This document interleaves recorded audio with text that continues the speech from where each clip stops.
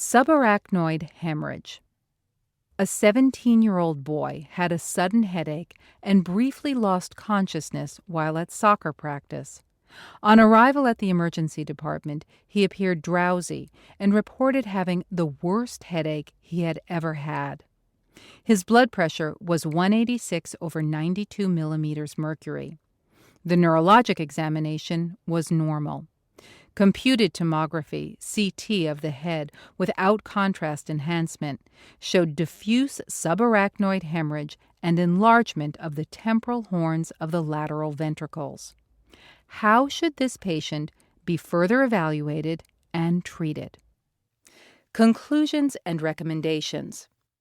The patient described in the vignette has clinical and radiographic findings that are consistent with subarachnoid hemorrhage.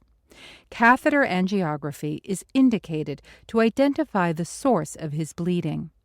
An aneurysm is the most common cause and, if identified, is associated with a very high risk of rerupture during the next 30 days. Thus, the authors of this article, Drs. Michael Lawton and G. Vates, would recommend immediate treatment. Data from randomized trials have shown better functional outcomes overall with endovascular treatment than with open surgical treatment. However, open surgical treatment, surgical clipping, may be preferred on the basis of certain features of the aneurysm. For example, morphologic characteristics of the aneurysm and an associated large hematoma, or in younger patients, given the greater durability of the open surgical treatment in the randomized trials.